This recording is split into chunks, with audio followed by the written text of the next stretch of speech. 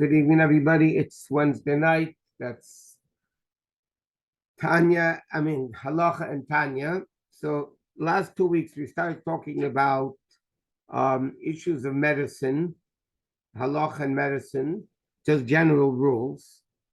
And we're learning basically you should try to pray never to get sick, because once you're sick, they're going to say, prove it that you deserve to be healthy. You should go to the Chacham, to the Tzaddik, to daven for you. Sometimes you can add a name. The name you add goes first. And last time we got into the whole issue that doctors were given permission to heal. And like we said, you're not allowed to live in a city where there's no doctor, because naturally people get sick and naturally you need a doctor.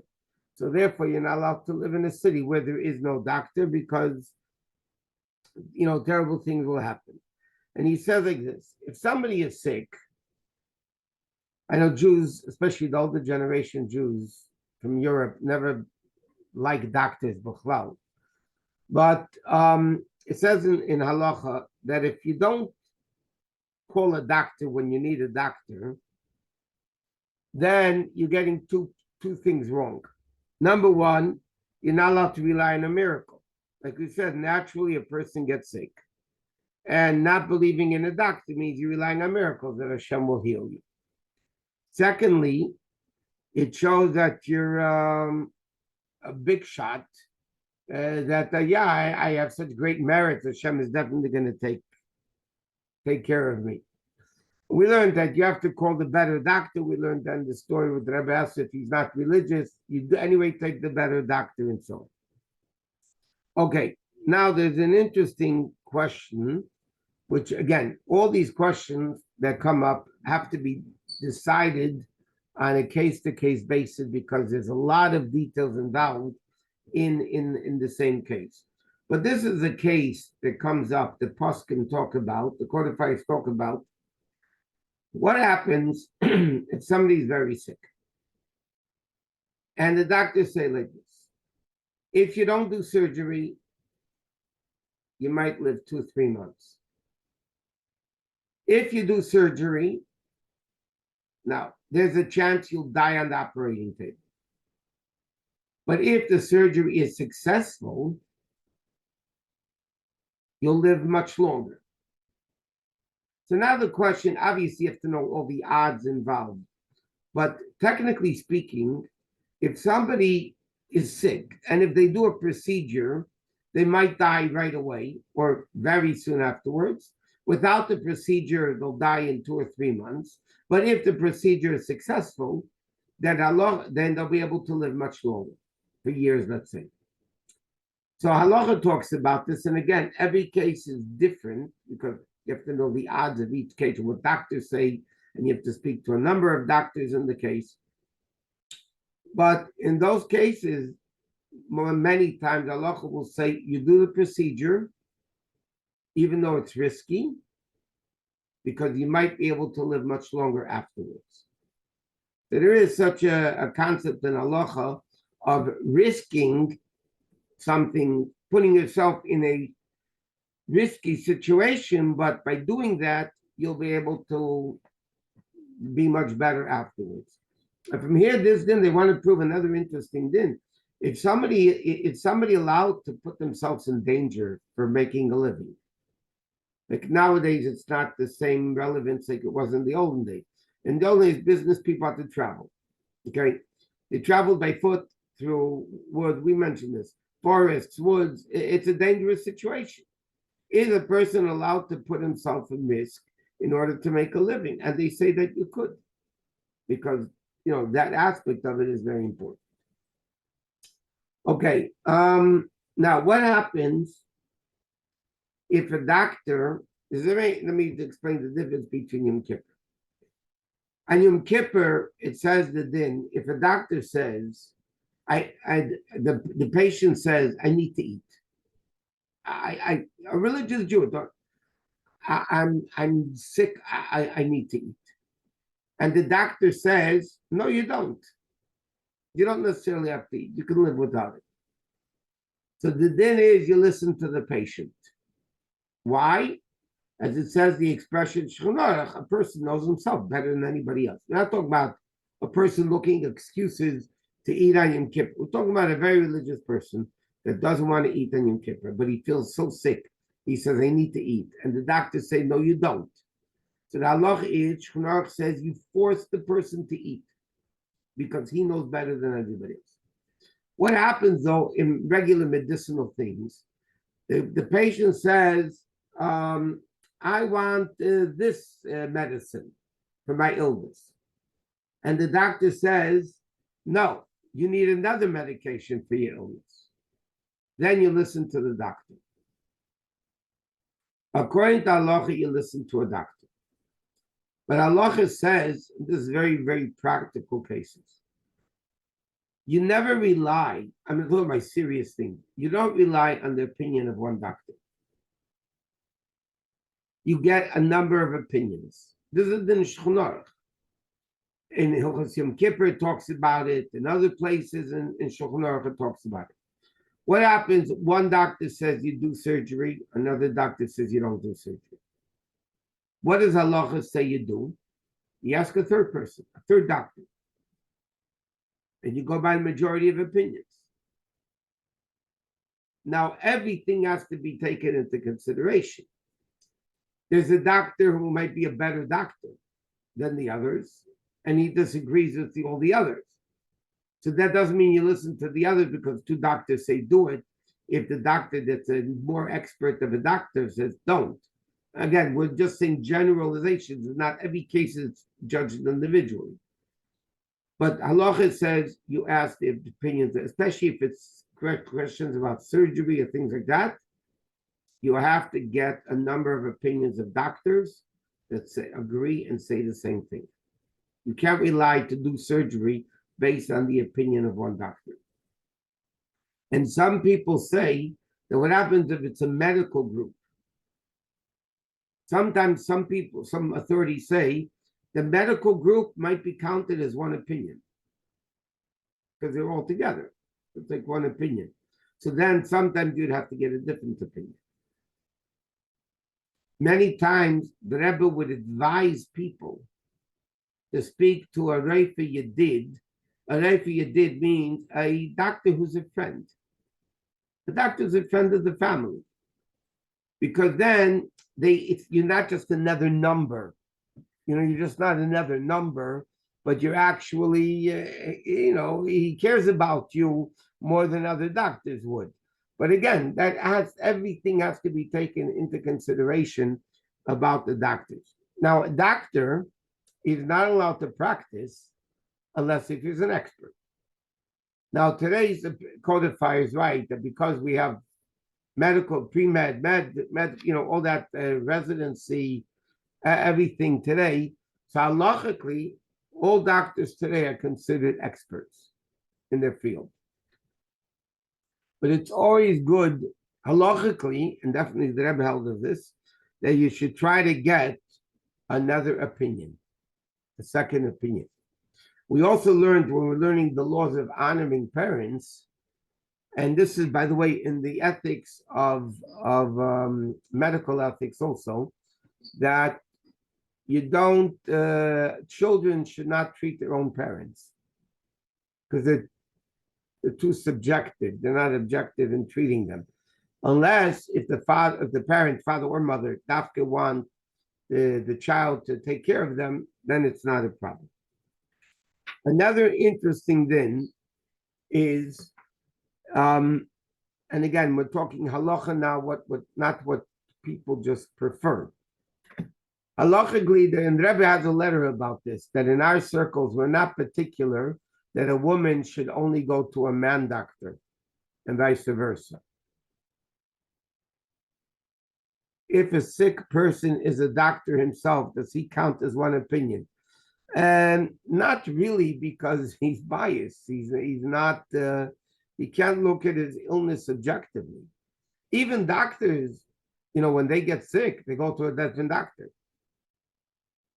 Because you want to get an honest opinion, you have to go to somebody objective. So, But the Rebbe writes that in our circles, I know many people, they say a man must go to a male doctor, a woman must go to a female doctor. Again, I'm not talking about what you prefer, preferences.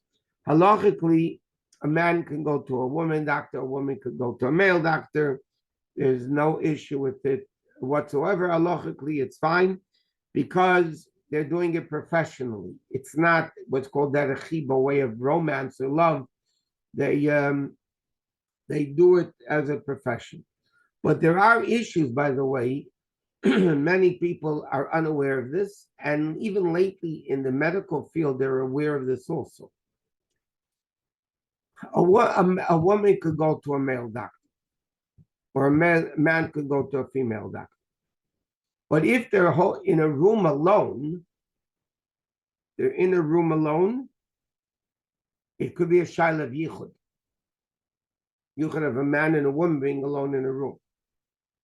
Now, halachically, if the door is open and the nurses keep coming back and forth into the room without knocking, so then there's no problem of yichud halachically. You'll have a problem. Sometimes people go, and this is very interesting, therapists a lot of times see people at night. And in their office, there's nobody there at night. It's just a male therapist with a female patient or a female therapist with a male patient. That is a very, very big shaila of yichud, and you're really not allowed to do it in that case. It's interesting, doctors, because there used to be lawsuits, women would accuse gynecologists of doing things with them or whatever it may be.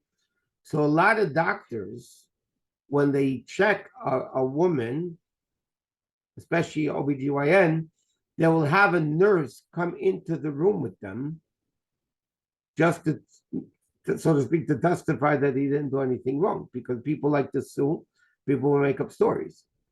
So if a woman is going to a male doctor, many commentaries write, ideally, either the husband should go with them, a child should go with them, one of the children, that there shouldn't be an issue of yichud. But the actual touching, I knew a case, it was hilarious. There was a woman that went to a male doctor, OBGYN, by the way. And after the examination, he stuck out his hand to shake her hand. Okay, that wasn't part of the checking. And she said, "I'm sorry, I don't shake men's hands." And he said, it blew his mind. He said, "I understand. I just examined your private parts, and that was okay. And you can't give me a handshake?" I mean, like, it doesn't make sense. Yeah, in India, conceptually, it might not make sense. But halachically, the checking is done professionally. A handshake is already not professional. That's friendship. So there is an India with that a handshake with the opposite gender doctor would be forbidden, even though the opposite gender would be able to examine you without any problems. Okay, now, in halacha, there are things that are called dangerous, chola sheyesh bo sakana, a sick person where it's life-endangering situation. Then you can have a normal sick person, chola she'ein bo sakana. It's not a life-endangering situation. A person has the flu, it's not a life-endangering situation. It was interesting when COVID started and it went rampant and nebuch, people were dying from COVID. So then all the Rabbanim ruled, by the way, that COVID, not now, but then when COVID started 3-4 years ago, whenever it was, COVID would have a din of a dangerous situation. You could desecrate Shabbos, you can call the doctor, you can, whatever needed to be done, you would be allowed to desecrate Shabbos for a person that had COVID. Because then COVID was considered a dangerous illness because many people died from it. So they would be allowed to desecrate Shabbos. They would be allowed to eat treif, if that story came up. They would be allowed to eat non-kosher food. A person that's not dangerously ill, you can't desecrate Shabbos. By the way, even a person who is dangerously ill, You can't heal them with things of idolatry, adultery, and murder.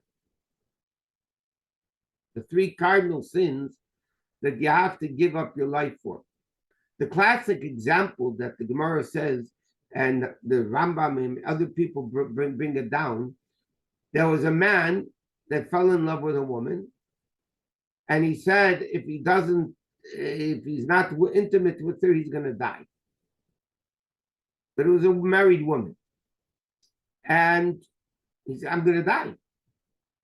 So the rabbi said, tough luck. It's adultery. You can't desecrate adultery. You have to give up your life for adultery. He said, let me just talk to her. The rabbi said, no, it's also an offshoot of adultery. And different things like that, and they didn't let him. Because when it comes to idolatry, adultery, or murder, you don't desecrate Torah. You have to give up your life, and for all those three things. So if there's an idol worshiping object, that's idol worship, and it's an idol, and this would be able to save a person's life, halachically, you're not allowed to save a person's life with that object of idolatry. Yeah, I mean, again, when somebody is in a coma, even a temporary coma, halachically, it is considered a life-endangering situation.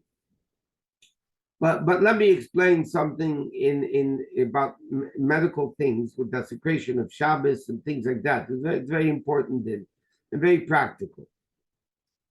Let's say when a woman is in labor about to give birth to a baby, she has a din of a chola sheyesh beis hakana. She has a din of a person who is dangerously ill. So you desecrate Shabbos.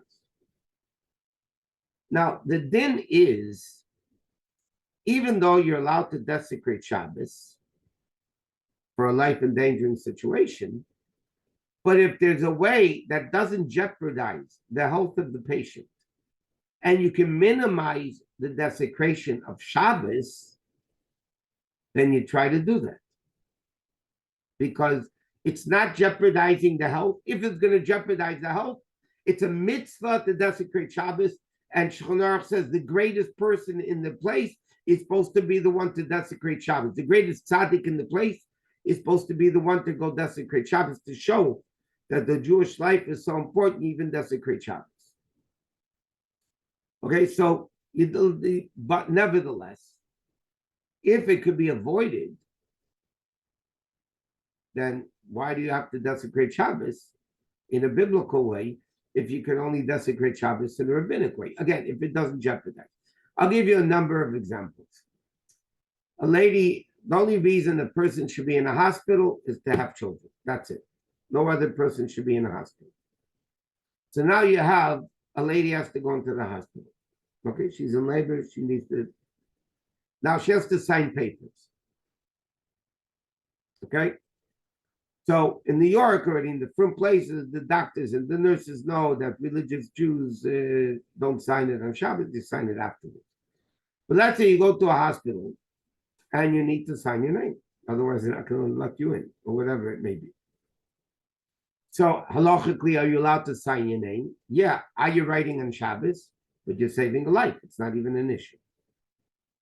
But now the question is, if I have to sign the paper, and let's say I'm a right-handed person, I could sign the paper with my right hand, or I could sign the paper with my left hand. Now, according to halacha, if a right-handed person signs something with his right hand, for them, that's the normal way of signing. So that's biblically desecrating Shabbos. What happens if a right-handed person signs with their left hand, writes with their left hand? Because it's not the normal way of writing for them, so then it's only rabbinically forbidden. So if you have an option to desecrate biblical Shabbos or rabbinic Shabbos, so then obviously it's not going to hinder the time, it's not going to be quicker anyway.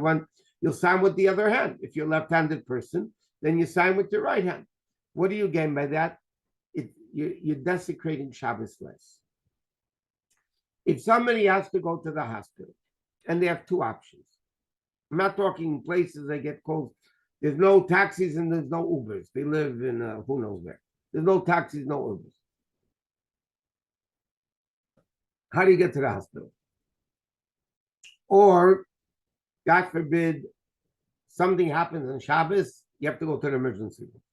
Either kids or whatever it may be. You have to go to the emergency room. Now, halachically, if it's a life-endangering situation, you could drive yourself.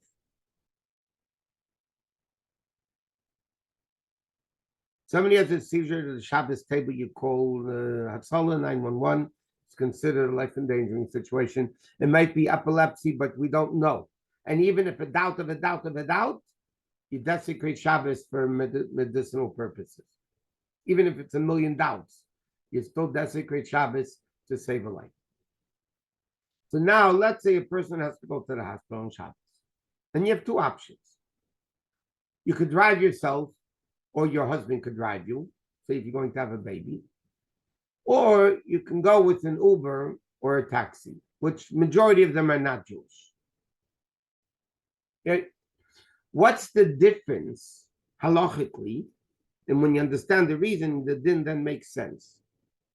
What is the halachic difference if you drive a car or you're sitting in a car driven by a non-Jew? There's a very massive difference. When you drive a car, and let's say you have not talking about electric cars, a regular car, and you have 8 cylinders, you are creating 8,000 sparks per minute. You have a 6-cylinder car, you're creating 6,000 sparks per minute. Besides that, you step on the brake lights, on the brake, the lights go on. You take your foot off the brake, the lights go off. Okay? So you're really, not that you're not allowed to, you're allowed to. But again, it's heavy duty desecration of Shabbos. But if you're driving with a non-Jew, neighbor, Uber, taxi, whatever, and you're driving with a non-Jew and you're just sitting in the car, all you're doing, interestingly, what are you doing? You're adding weight, which consumes indirectly more fuel. So to go into a car on Shabbos, if stam for no reason is forbidden. There's no question it's forbidden. But it's definitely less desecration of Shabbos than for a Jew to drive the car. So therefore, what happens if a woman has to go on Shabbos to the hospital to have a baby? So yes, halachically, the husband couldn't drive her. But then you have another issue, by the way. You could drive her to the hospital, but you can't close the motor, because closing the motor is already not having to do with a sick patient. That's to save you gas, but that you can't desecrate Shabbos for money. So you can ask a guy to close it. I'm saying if sitting in the car, especially if the non-Jew opens the car door, because the lights go on, the non-Jew opens the car door for you, and you go in, and he closes the car door. Then when you get to the hospital, they open the door, and then they close the door, and you just sit there like a nice patient, wanting to get the birth over with already. So then you're minimizing a lot the Chilul Shabbos, the desecration of Shabbos. So in those cases, that's what should be done. There's what's it called, Murphy's Law. I don't know why, but every Erev Shabbos, an hour or two before Shabbos, there's always calls about my kid did this, or somebody did this. We must run to the emergency. An hour or two before Shabbos. As everybody knows, you can sit in the emergency room for hours. But they're not admitting the patient into the hospital. They're going to send them home. And sometimes you're talking about a baby. Mamish a baby. They can't walk. So, okay, you go to the hospital. Now you need to come home Friday night. It's already Shabbos. Going home is not necessarily a life-endangering situation. Not necessarily. It might be. So then again, because the person is sick, even if they're coming home from the hospital, they still have a din of somebody who's sick. They're allowed to have a guy drive them home. But then the question is, and this is an argument amongst contemporary authorities. Let's say the wife is discharged from the hospital on Shabbos or Yom Tov. No, hospitals today don't keep you any extra time. So she had a baby Shabbos morning, the doctors say, okay, you got to go home. You can't stay in the hospital. But he expected to stay in the waiting room with a newborn. It doesn't work. Halachically, she can go home. She still has a din of a dangerous person, dangerously ill person, because for the first few days, a woman who gave birth is a din of pikuach nefesh. It's a life endangering situation. But the question is, can the husband go home with her? She and the baby can go home. But what do you need a husband for? He's not sick. So then you have a lot of different opinions. Some opinions say, because the wife is going home in the car and the wife needs the adult, the other, like the husband or whatever, whoever it may be, or the husband needs the wife or whatever, so there are opinions that hold, and Shabbos you could even go back with them. That means the spouse or somebody can go back together with the patient or the baby.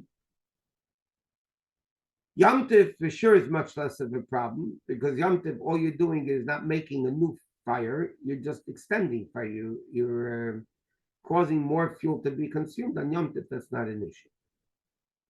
And then you have all these issues, the medical issues that people need to know. Now it's interesting. There's a Mishnah that for a broken bone, you don't desecrate Shabbos. And the Gemara says, and that Mishnah, it's rare, that is not the halacha. The halacha is for broken bones, you go desecrate Shabbos. Therefore, all the hatzalas, wherever city it is, if somebody has a broken foot, a broken hand, hatzalah will drive you to the hospital, because it's considered a life-endangering situation. Because if the bone is not set right, it could affect the whole life of the baby, so to speak. So there's many issues with that. And again, we need to know what is considered life-endangering situation, not life-endangering situation. And, we need to always ask a shaila, because no two situations are the same. Now I'll give you one more case before we go. A lady knows Friday afternoon she's starting labor. Okay? But she doesn't really have to go to the hospital now. It's 2 hours before Shabbos. She could wait a few hours and go on Shabbos. The question is she obligated to go early, that she shouldn't have to drive on Shabbos or go in a car on Shabbos? Or she could say, no, right now I want to stay home. When I have to go, I'll go. And the halacha is she could stay home, even though she's going to cause that she's going to be driving, either going, whatever, in a car on Shabbos. But halacha says like this: she's more comfortable at home. For her mental stability, which is very important in medical issues, she's more comfortable at home. She's allowed to stay home. Shabbos will have to go, and so she'll go. So she'll go when she has to go. Then she's allowed to go, and then she can go, and that's what it is. Okay, we'll go to Tanya now.